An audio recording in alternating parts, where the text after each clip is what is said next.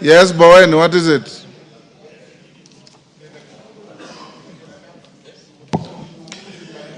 Thank you, Honorable Speaker. Honorable Speaker, the concern of all of us this afternoon, Mr. Speaker, is about CDF. Mr. Speaker, last week you made a communication and you communicated also to us that the CS Treasury was supposed to appear before us on CDF. But Mr. Speaker, we have less than 10 days before the schools open. The kids, they are going to go back to school without bursaries. Mr. Speaker, there are so many projects, CDF projects and also GAF, Mr. Speaker, which has been started and not been completed because of lack of the funds. And Mr. Speaker, the CS has not kept his word when he told us he was going to release money every week. Mr. Speaker, up to now, I think they have only released almost a quarter of it, Honorable Speaker. So, Mr. Speaker, we are saying this afternoon, order number 1 is the CDF and GAF. Order number 2, CDF and GAF. Order number 3, CDF and GAF. Order number 4, CDF and GAF. Thank you, Honorable Speaker. Thank you, Honorable Bowen. You are preaching to the converted. Last week, honorable members, the CS Treasury was to appear in this house on my summons to speak to the House about CDF. The chair of budget knows, the majority and minority leaders know. We've just come from House Business Committee. The minority whip knows, and those who sit in that committee know that tomorrow at exactly 3, the CS Treasury is here. And we are going to make sure, and I've already told him, that is not coming here to engage in any unhelpful rigmaroles. He's coming here first to tell us that a portion of the money has been wired and how he's going to wire the rest of the money for you to get your CDF as we go to the recess for the next 1 month. So it's entirely up to the House. If you want order number 1 to be CDF, number 2 CDF, number 3 CDF, number 4 CDF, we can engage in talking at each other when we have a solution in our hands. And the House Business Committee was very firm, and Millie can confirm that CDF is at the centrality of the management of constituencies, and that CDF is here to stay, and nobody will wish it away, and that will ensure at all times that the Treasury puts CDF on the priority list of the exchequer releases. We very well know, honorable members, the stress that we have been having in our economy, but we also know that with proper planning and engagement, CDF and GAF will continue flowing for you to manage your affairs in the constituencies. So I encourage us not to disrupt the business of the House, because it will be a zero-sum game. Even if we don't sit today, I assure you the minister will be here tomorrow. Even if we sit today, he'll still be here tomorrow. And he'll do what we have told him to do. So let's be better focused, and let's not be what the Brits say, you are penny wise and pound foolish. Let's be penny wise and pound wise.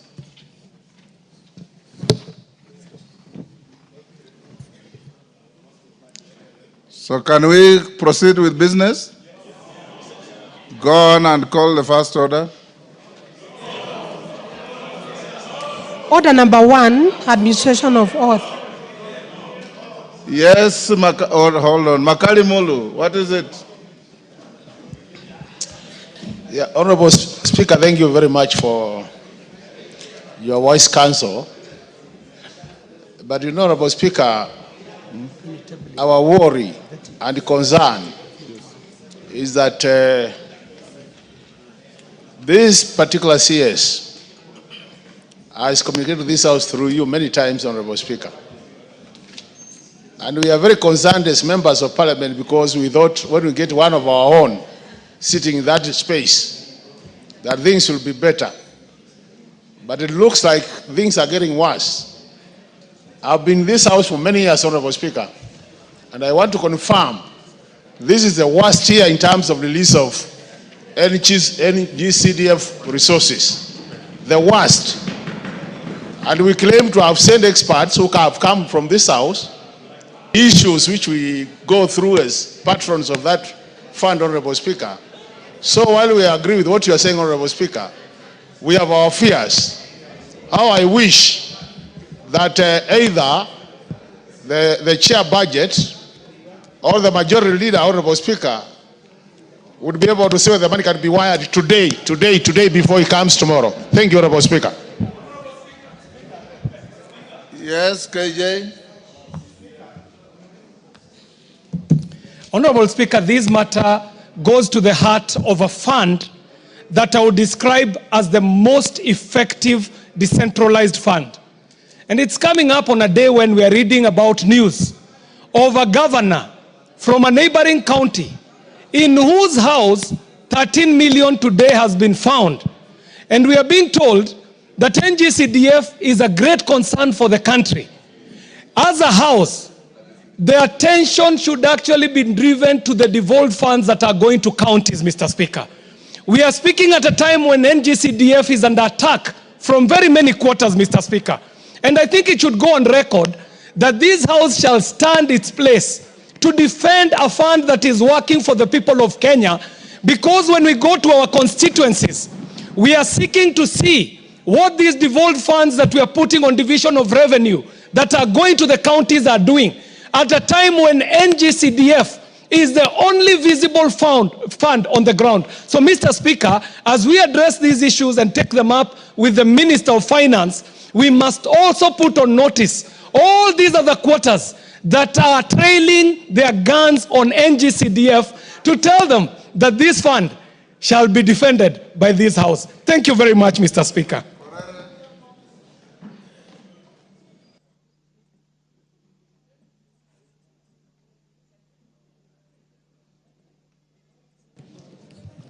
Thank you, Speaker.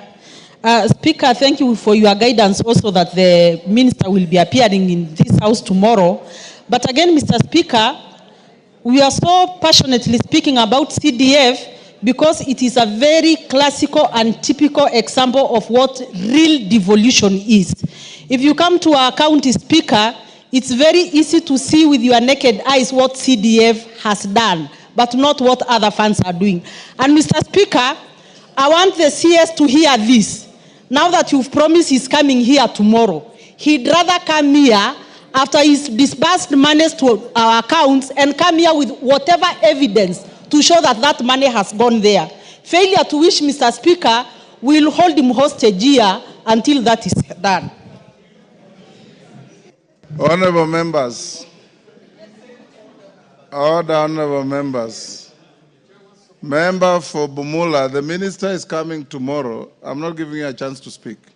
It is your point of order that caused the speaker to invite the minister. And being a diligent young parliamentarian, the right thing to do is to hold your horses. The minister will be here, and you'll be the first to ask any question after he finishes his statement, because you are the one who has caused him to come. So we don't have to be pre-debating what we will debate tomorrow. I want to encourage you members that every time CDF has been threatened, yours truly has been on the front line to defend it.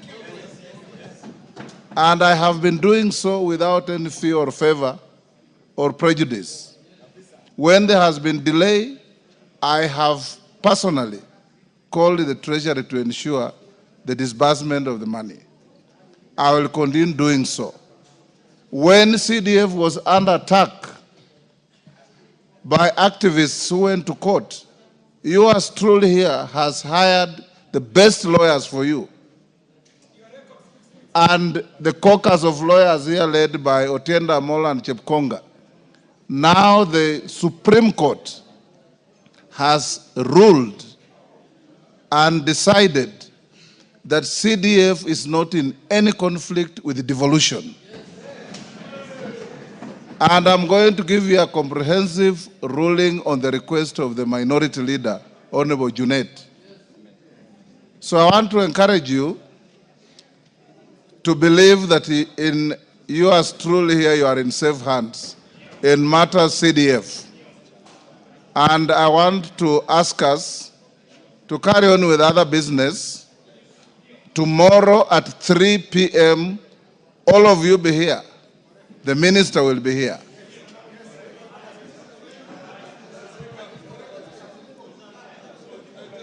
Yes, Farah. Speaker. I'm giving you this Yes. purely on the basis of your seniority. Absolutely. Thank you. Thank you. Thank you, Mr. Speaker. Mr. Speaker, if you notice what the Honorable KJ has raised, the CDF is only a trigger. We have a serious problem with the devolved funds in the counties in this country. And there is billions and billions, hundreds of billions of Kenya shillings that's going to waste in those places.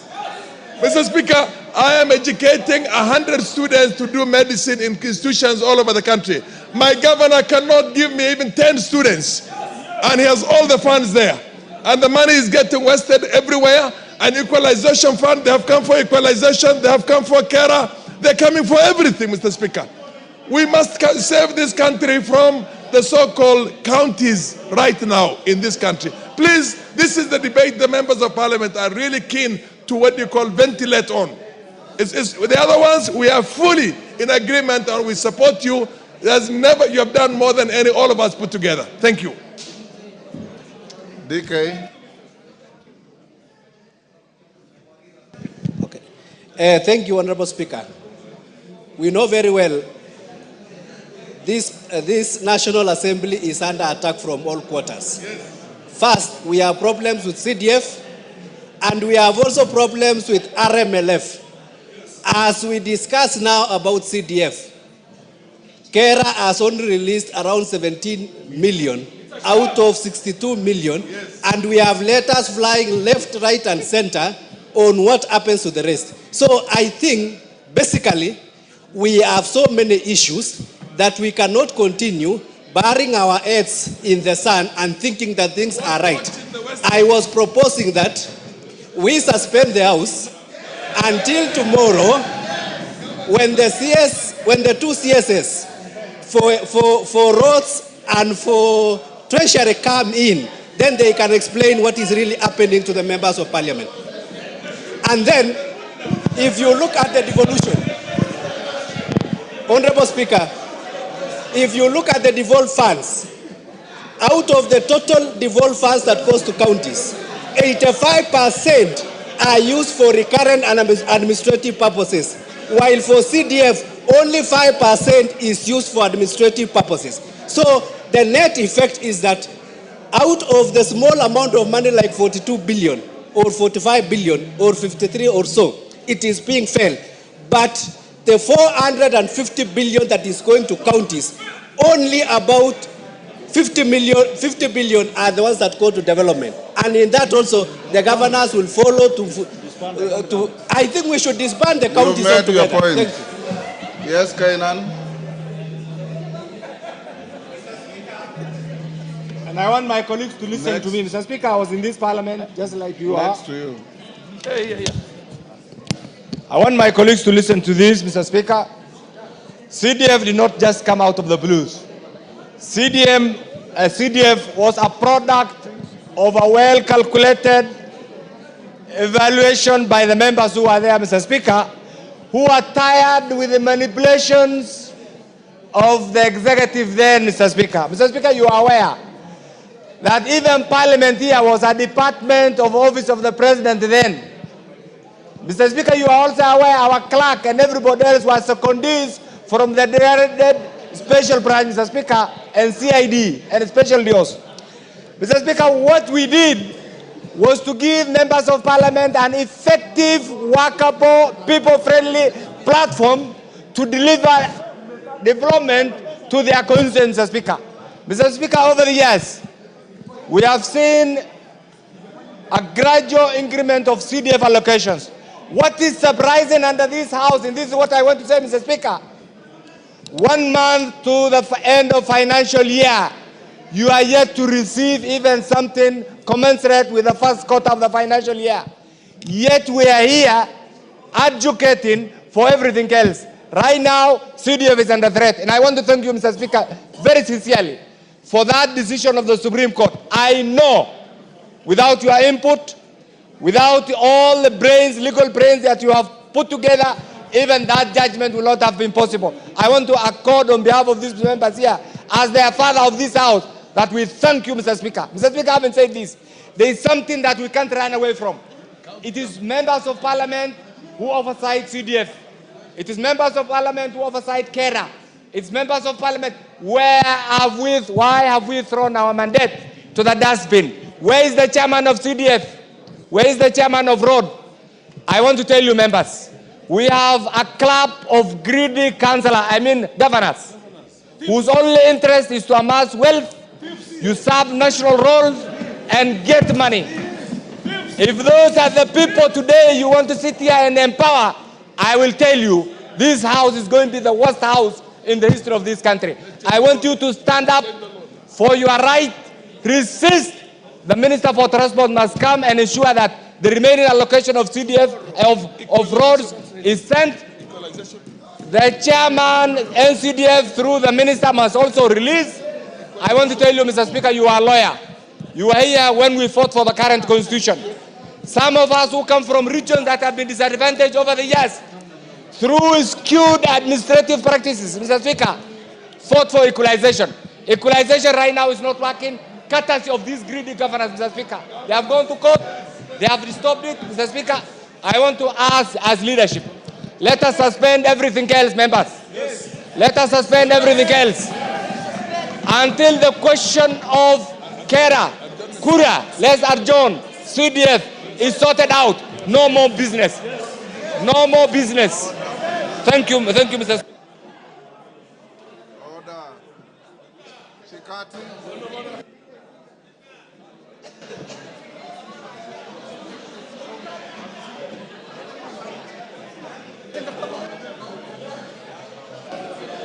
Thank you.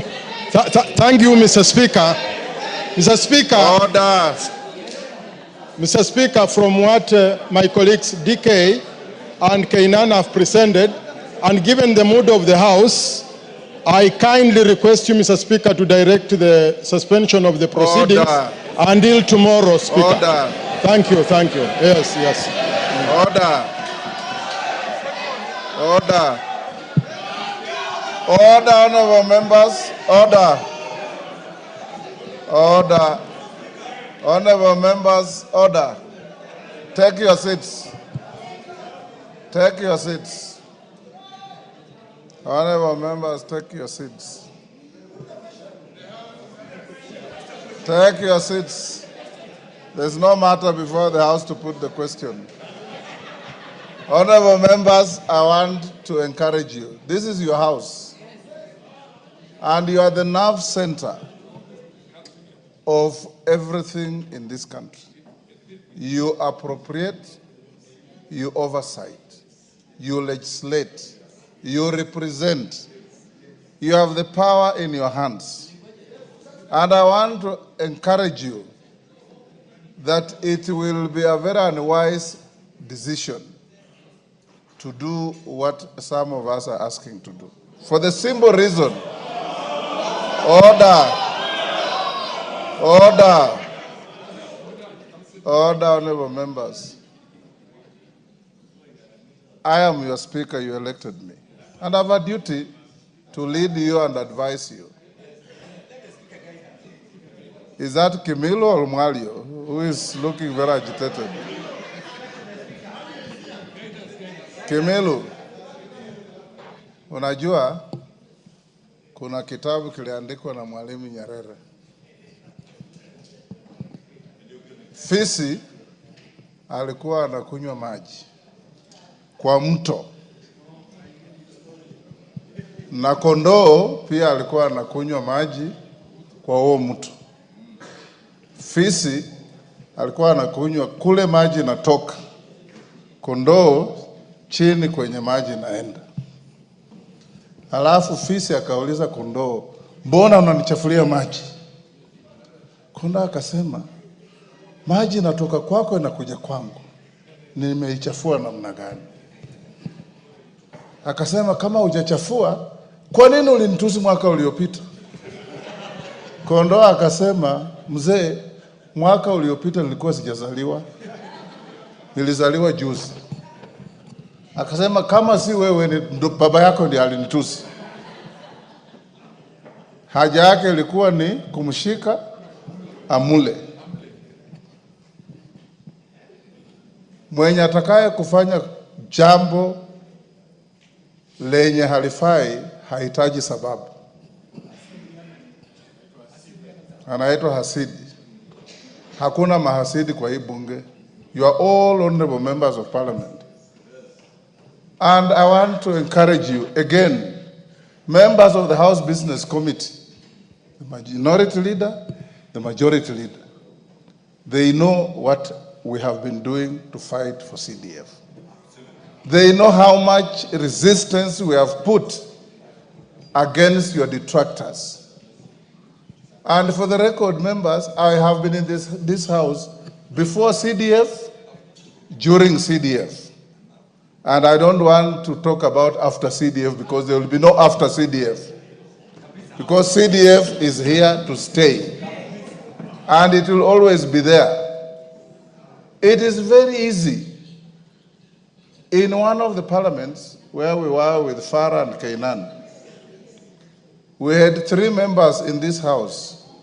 One called John Koech, another one called Jimmy Ngwenyi, and the third one was, who was the third one, Kainan? No, Ologo was much earlier. They used on behalf of this house, and they were holding no positions, to walk to the treasury and frog-march the minister to this house to tell you as members about CDF. It is an extremely cowardly act for members of parliament with all the powers under the constitution in your hands to boycott your work. It will be a very cowardly act, I can assure you, because as a house, you have impeached a minister, you have impeached a deputy president, you have powers in your hands. How do you run away from your own house? This is the big question. So I want to ask you, give the House an opportunity tomorrow to listen to a response to a very noble point of order raised by the member for Bumula. And it is only tomorrow, not the next day, not Thursday, not Friday, tomorrow at 2:30. If you agree with your speaker, we go on with the business. If you don't agree, those of you who are not keen to carry on with business, don't disrupt the house. Let those who want to have business go on with business. But as I finish, let me now give the majority leader an opportunity to tell us about the issue of the CDF. Thank you, Honorable Speaker. Honorable Speaker, as you rightly say, is a matter that we discussed even within the House Business Committee, because as a member for Bumula said last week in his point of order, CDF is not money going to these members of parliament. And these members of parliament are elected by their people to come and represent them in this house. And part of that representation is to advocate for resources that will go, especially to vulnerable children who up to today, there are some constituencies where children are yet to get funding for bursaries, Honorable Speaker. And it is also not lost on many people in the country that with the advisory by the Comptroller of Budget on bursaries from county governments going to our vulnerable children, it is only NG-CDF that is left now to help these children. And many people, especially those who are college-going students, Honorable Speaker, are waiting for these bursaries. And the best that we can do as a House is to hold the Cabinet Secretary and the Principal Secretaries to account as to why they cannot disburse NG-CDF in time. Honorable Speaker, previously, and this is a commitment that we got from the National Treasury, that before the end of the financial year, which has only 2 months to go, they will have disbursed all the money that should be going to NG-CDF. Honorable Speaker, I want to agree with you then, it is only less than 24 hours for the Cabinet Secretary to appear before the House. And I want to encourage members, because most Wednesdays, we are not usually very many when CSAs are here to answer questions. This is a time to hold the Cabinet Secretary to account for his words, because it is him who committed that we will get disbursements every month to ensure that by the end of June, we have all our money disbursed. Therefore, whatever magic he will do between now and the 30th of June, 100% of NG-CDF must be disbursed, Honorable Speaker. And tomorrow, if John Buddy is listening to this, he has sat where we are sitting. He knows what NG-CDF is to the people of Kenya. And let me repeat, Honorable Speaker, what NG-CDF is to the people of Kenya, not to members of parliament. These members of parliament will still earn their salaries, will still go about their representation and oversight work without NG-CDF. But NG-CDF means a lot to the people of Kenya. There are places where children will not go to school, not just about bursaries, Honorable Speaker. I have seen the national government now priding itself in having built over 14,000 classrooms over the last 1 year. But the amount of classrooms that NG-CDF does around the country in a year is probably triple that number. And it is only through NG-CDF that children access school, that some communities have security through the construction of police posts and police stations, Honorable Speaker. And we are lifting off a very huge burden through NG-CDF from the national government. And therefore, the CS, National Treasury, has no choice. Tomorrow, he must come prepared. If not with his words, he must come prepared with his checkbook. Tomorrow, it is pesa, pesa, and pesa to NG-CDF. Thank you, Honorable Speaker. Junet, order, honorable members. Order, Wario. Those children up there are watching you and you are a leader. Order. Mr. Speaker,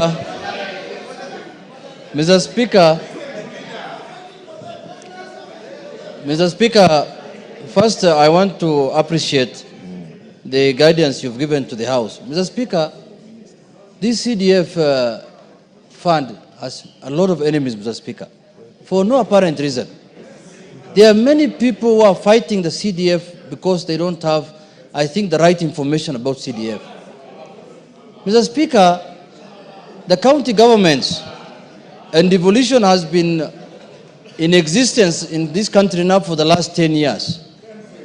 It is, I think, imperative now for Kenyans to take stock of what has happened through devolution from inception, Mr. Speaker, from 2013 up to now.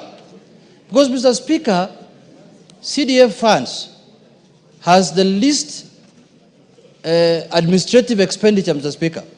Unlike counties where they spend all their monies in recurrent expenditure. Mr. Speaker, this is one fund that goes directly to schools, directly to people, to children who want to study, to homes, Mr. Speaker. Mr. Speaker, you know, in education matters, counties only deal with ECDs. From primary education to secondary education, it is done by the national government. And that is where CDF really helps the people. Mr. Speaker, tomorrow, there is no shorter day than a day, Mr. Speaker. There is no shorter time than a day. Now we have said that tomorrow the minister must appear here in person. I want to urge the House that we will make our final decision tomorrow, God willing. Because today, I can see, I've checked the order paper, Mr. Speaker, there are some serious issues that we need to deal with. Mr. Speaker, today is, let me tell you something.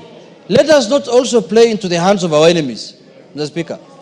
Our enemies have said time and again that we are people who just think about, they don't see that we are helping Kenyans. They don't see that this CDF is for Kenyans. No member of parliament benefits from CDF in any way, Mr. Speaker. This is money that builds schools, I've said. So, Mr. Speaker, I want to plead that let's give this minister tomorrow a chance. Let him come here. Let him tell us what plans he has for us. Let him come with the money. Mr. Speaker, for now, even if we suspend the business of the House, we will wait for tomorrow still for him to appear here. He will not be coming here today. So, Mr. Speaker, I want to urge Honorable Kimilu that I know the people of Makwiny are suffering, but they might be suffering at the county level, not because of the CDF. So can we wait until tomorrow so that we deal with this issue perpendicularly?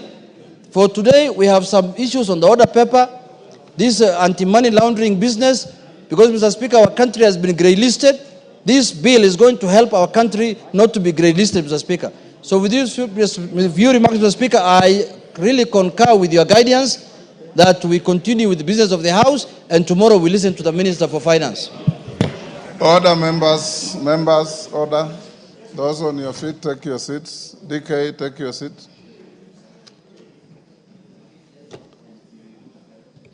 Members, if it is the message, it has been heard loud and clear. That members of this House are not happy, one, with a continued assault on CDF.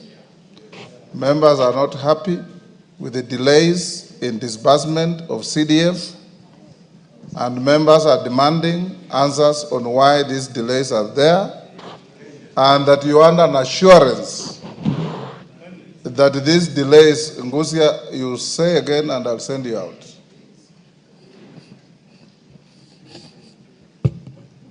I think you are taking advantage of the fact that you are my friend, we meet in the gym. That should not be extended to this floor.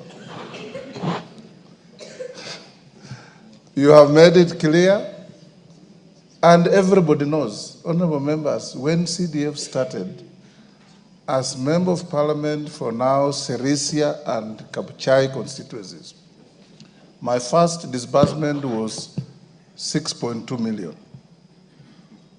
It grew to 12 million the following year. The third year, it grew to 23 million. The fourth year, it grew to 42 million. And it has grown gradually through your efforts and the goodwill of the Kenyans who benefit from CDF to where it is. I can say without any fear of contradiction that you go to any county, it is much easier to see what CDF has done than what devolution has done. And this, I've said it over and over, and you all know that if you go to your constituencies, you can count the health facilities you build, the schools you build, the children in schools, police stations, administration centers. And today we have even been saying in the House Business Committee that I want to call a Kamkunji to encourage you. You saw yesterday in the media that more Kenyans are being killed on border rides than on vehicles, accidents. I have told the House Business Committee to embark on having a situation where, even if it means additional resources for you to go out there and sit and talk to our young people on border, to observe traffic rules, bore a leaf from what we see in Rwanda. A motorbike carries 2 people, you must have helmets. You've seen motorbikes, border carrying, not just ordinary people carrying 4 policemen, people who are supposed to enforce the law. I've seen 4 policemen sitting on one border. The rider is sitting on the petrol tank and looking like he's in a toilet. We have to bring order. And you can use CDF to do this, to educate the public. So instead, in fact, of saying you leave this chamber, I thought you would say, give us time now to debate what we can do even more with CDF as we wait for it to come. Because tomorrow the minister will be here. And when he comes here, neither Ichungwa nor Junet will be there to defend him. He will stand here to tell us that before the close of the financial year, every single shilling of CDF must be in the accounts of each constituency. Every single shilling of NGAF. The women rep for Laikipia has come here asking me, why aren't these men talking about NGAF? They are only obsessed with CDF. I have told her that I'll be your defender as women MPs representing counties. That as we defend CDF, we shall also defend NGAF, so that we move together. So let me now ask you members to cool down. Let's get to our business. And tomorrow come with your sharpest knives, your sharpest tongues, and your harshest language if you wish to talk to your former colleague, John Badi. So clerk, you can now call out the orders. No more on that.